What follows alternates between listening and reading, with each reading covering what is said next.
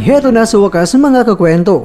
Medyo bad news sa lahat ng mga boxing fans dahil ang team ng undisputed Super Bantamweight World Champion na si Naoya Inoue, mautak talaga, umatras na ng tuluyan sa mega fight sana nila ni Inoue kontra yan sa kababayan niya na current World Boxing Council Bantamweight World Champion na si Junto Nakatani. Ang tunay na dahilan, alamin, dito po galing mga kwento ang balitang ibabagi ko sa inyo. Kaya tara, kwentuhan na!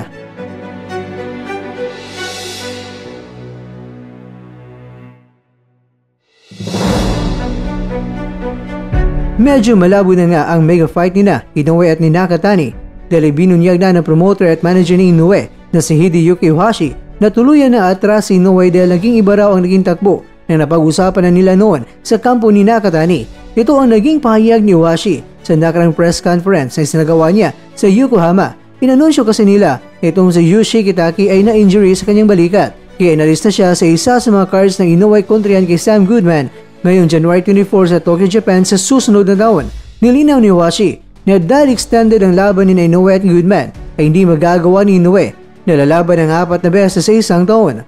Gusto nila na pagkatapos ni Goodman ay may laban si Inoue sa Amerika para depensahan niya ang kanyang mga 4 na mga korona.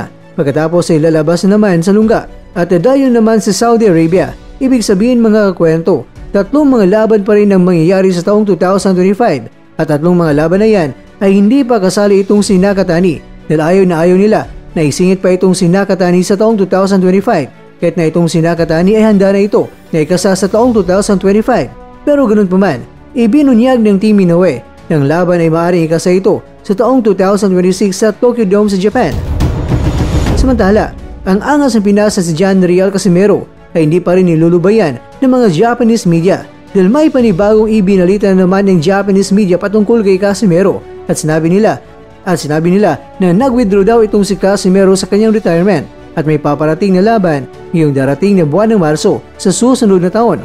Naku, nabudol na nga ni Casimero ang Japanese media sa kanyang retirement issue at sa ngayon naman ay parang pangalawang beses na dali namin ng Team Casimero na ang laban niya sa Puerto Rico sa darating na Marso sa susunod na taon ay walang katotohanan nito.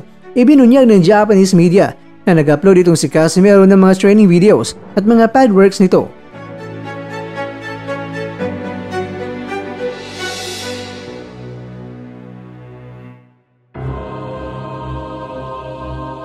Mga kakwento, nilinaw pa rin ng Japanese media ng Inoue kontra Casimero ay malabo na mangyari ito pero batay sa mga post ni Casimero ay nagpakita daw ito na itong si Casimero ay sobrang desidido. Kaya napatanong na lang ang Hapon na sa darating na panahon makukuha kaya ni Casimero ang laban na matagal nang inaasam-asam na digmaan.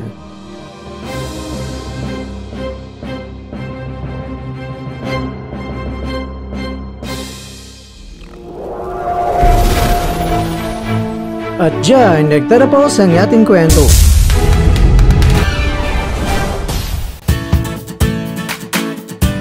Maraming salamat mga kakwento sa inyong panonood.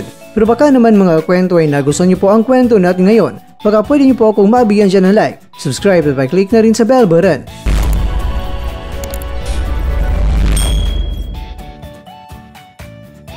Pero bago tayo matapos mga kwento, syempre, shoutout po muna tayo dyan sa ating mga kakwento. Kaya kakwentong Birth Pain, kaya kakwentong Itchon Blood, kaya kakwentong J. Rolarte, at ikaw kakwentong nanonood ngayon, shoutout siya dyan. Bueno, hanggang dito na po muna ang ating kwentuhan at abangan nyo na po ating susunod na video. At dito lang po yan sa isang channel na kung saan maaring ito'y mga kwentong di pa na kwento sa inyo.